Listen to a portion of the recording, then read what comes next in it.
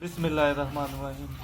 अच्छा जी, lastly we were discussing conduction, and in conduction we discussed solids are best conductors and worst insulators. Gases are worst conductors and best insulators. इनकी examples types we shared. Liquids were left. So what are liquids conduction wise?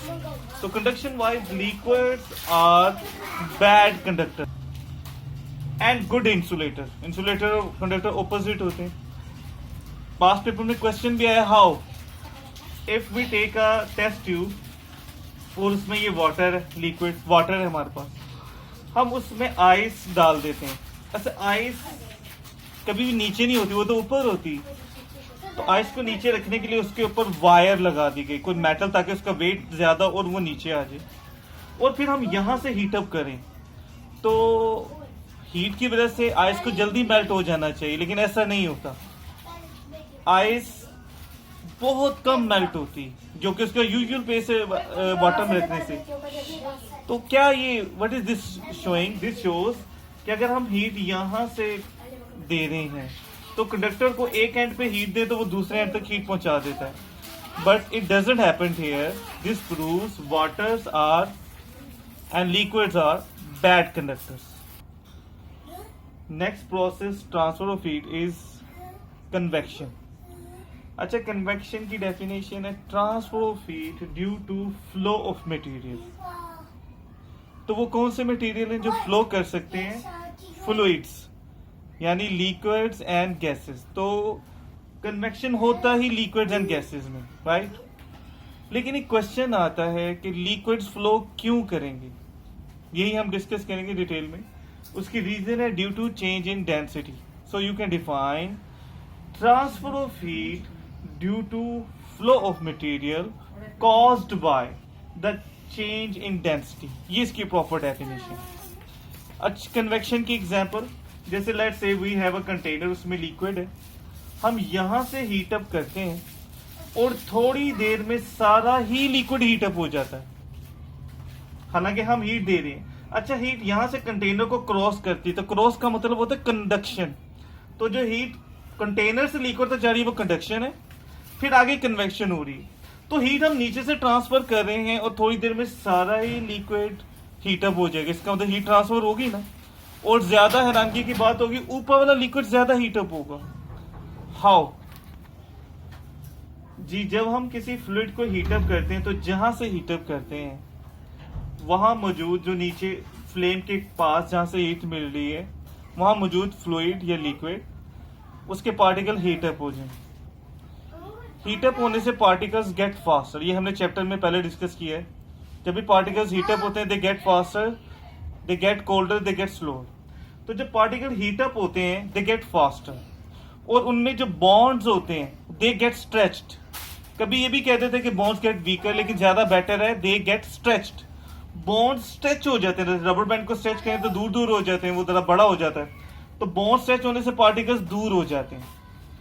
दूर होने से जब particles दूर दूर होते हैं तो किसी भी चीज का वॉल्यूम ज्यादा हो जाता है, और वॉल्यूम और डेंसिटी में रिलेशन है इनवर्स. तो जब वॉल्यूम ज्यादा हो जाता है तो वो चीज लेस डेंस हो जाती है. लेस डेंस का मतलब होता है लाइटर, और लाइटर चीज ऑटोमेटिकली ऊपर जाती है.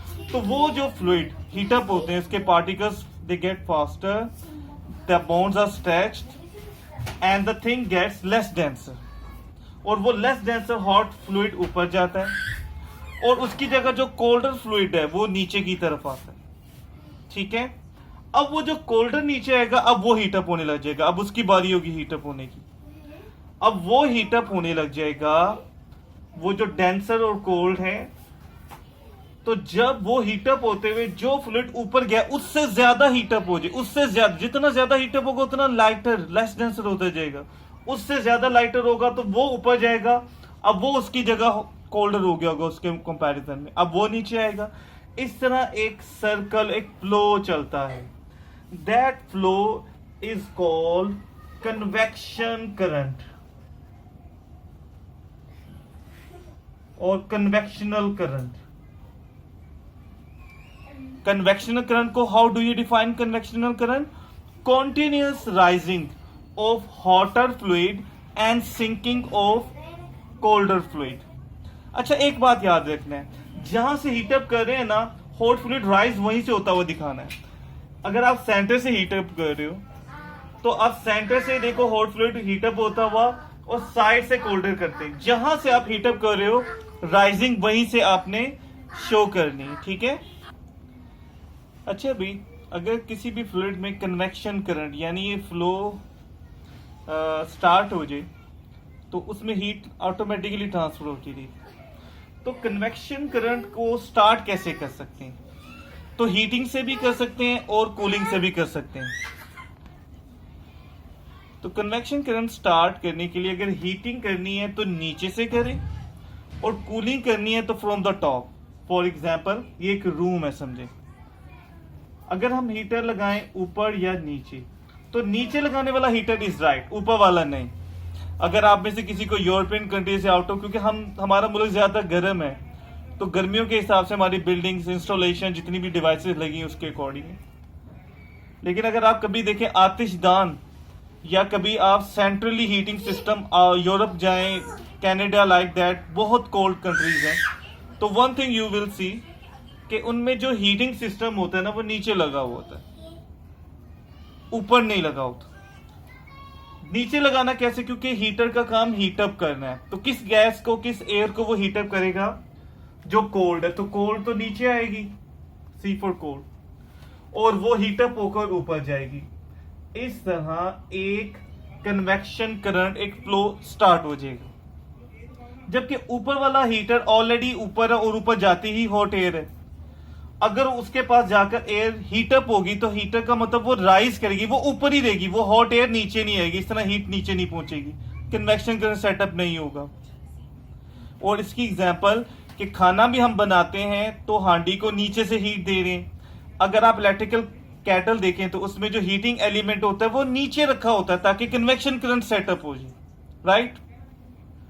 जो कूलर है, जैसे स्प्लिट एसी, उसे ऊपर लगाना, आप देखें ऊपर लगाया जाता है, नीचे लगाना इज रॉन्ग. वाई ऊपर लगाना इज राइट? क्योंकि कूलर का काम कूल करना है. तो किसे करना है? हॉट एयर को. तो हॉट एयर ऊपर जाती है तो कूलर उसे हीटअप करेगा, और जब वो एयर कूल डाउन करेगा, उससे कूलर उस हॉट एयर को कूल डाउन करेगा, तो वो कूल होकर किधर जाएगी? एयर नीचे. इस तरह नीचे आएगी, कूलिंग नीचे पहुंचेगी, फिर हॉट एयर ऊपर, जो ऊपर जाएगी कोल्ड नीचे. इस तरह सर्कल चल जाएगा. लेकिन अगर कूलर नीचे लगाया हुआ है तो y is not very useful, क्योंकि उसका काम कूल डाउन करना है. तो जिस एयर को, जो भी ऑलरेडी कोल्ड एयर उसके पास आएगी, वो उसे कूल डाउन करके तो और कोल्डर होकर और डेंसर होकर वो तो नीचे जाएगी, ऊपर तो नहीं जाएगी. इस तरह कूलिंग नीचे ही रहेगी, ऊपर नहीं, पूरे रूम में नहीं जाएगी. कन्वेक्शन करंट सेटअप नहीं होगा. कन्वेक्शन करंट सेटअप का मतलब पूरे फ्लूइड में एक सर्कल चल जाता है. तो दिस इज रॉन्ग. यही वजह है कि आप नॉर्मली देखते हैं कि विंडो एसी यहां दरमियान वाले हिस्से में कहीं लगाए जाते हैं, स्प्लिट एसी ऊपर. तो क्योंकि नेचुरली हॉट एयर ने स्प्लिट एसी के पास ऊपर जाना है, फिर उसने कूल डाउन होकर नीचे, एक सर्कल ही नेचुरली चलता है. तो ये फ्लो चलाने के लिए उसे कोई एनर्जी नहीं लगानी पड़ती. लेकिन विंडो एसी को ये दरमियान में होने की वजह से ये फ्लो क्रिएट करने के लिए एनर्जी लगानी पड़ती. दैट इज वाई वो ज्यादा एनर्जी यूज करते हैं. राइट. तो कूलिंग हमेशा ऊपर से करें. और देखें नेचुरली आइस जाती भी ऊपर हमेशा. अल्लाह ताला ने ऐसा उससे लेस डेंस रखा है कि वो हमेशा आइस वाटर में ऊपर रहती है. आप किसी भी ड्रिंक बना रहे हो, सॉफ्ट ड्रिंक, उसमें आइस डालते हैं, वो ऊपर जाती है, और ऊपर जाने की वजह से वो आस्ते आस्ते कूलिंग थोड़ी देर में सारा लिक्विड बगैर हिलाए भी आप देखोगे कूल डाउन हो जाता है. राइट.